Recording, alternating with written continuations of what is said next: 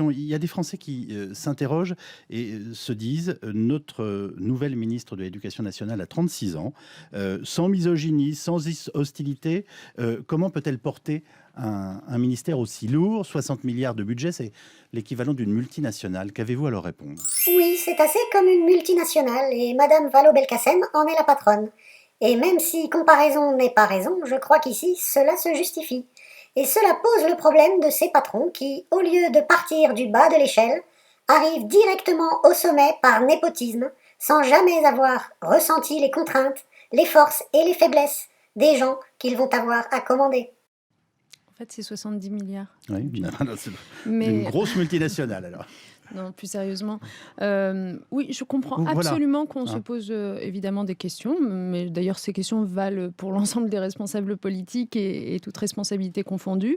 Ce que je peux répondre, au moins sur un point, c'est que je pense qu'il n'est nul besoin d'être enseignant soi-même pour être ministre de l'Éducation nationale, tout comme il n'est pas besoin d'être médecin pour être ministre de la Santé. Oui, Nadjet, je crois que tu viens de mettre le doigt sur le véritable problème. Tu penses qu'il n'est pas nécessaire de savoir de quoi on parle pour occuper un poste de ministre. Tu nous as habitués à des énormités, mais là, je crois qu'on tient un record. Note qu'on comprend mieux pourquoi la réforme du collège est une telle catastrophe. Je pense que les responsabilités politiques ne doivent pas être réservées à des experts. Ok, je sais pas vous, mais moi j'en ai assez entendu.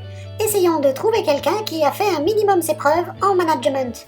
Je vous propose d'écouter ce qu'en pense par exemple Monsieur Steve Jobs. Pour ceux qui ne comprennent pas l'anglais, j'ai ajouté des sous-titres. Mais vous verrez, il parlait assez vite. Donc faites attention aux sous-titres et n'hésitez pas à interrompre la vidéo pour pouvoir les lire. What they need is a common vision. And that's what leadership is. What leadership is having a vision, being able to articulate that so the people around you can understand it, and getting a consensus on a common vision. Vous me pardonnerez cette interruption, mais il y a là un premier élément capital sur la réforme. Un projet doit être une vision commune, avec la nécessité d'obtenir un consensus. Madame Vallaud-Belkacem affirme que sa réforme a été débattue pendant 1 mois avec les syndicats. C'est un fait. Et qu'en a-t-elle retenu? Que la réforme était validée. Alors qu'en réalité, seuls 2 syndicats minoritaires l'ont validée, le SGEN et l'UNSA. Les 8 autres y restent farouchement opposés. We wanted people that were insanely great at what they did. We went through that stage in Apple where we went out and we thought, oh, we're going to be a big company, let's hire professional management. We went out and hired a bunch of professional management.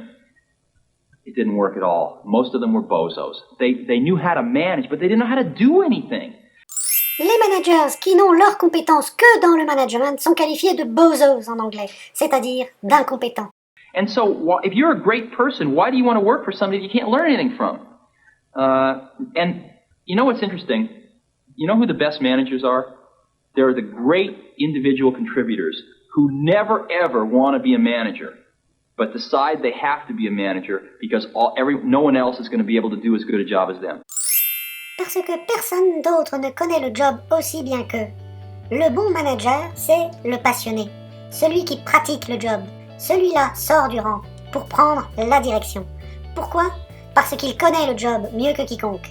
Franchement, on ne devrait pas avoir besoin de l'entendre de la bouche de Steve Jobs pour le comprendre.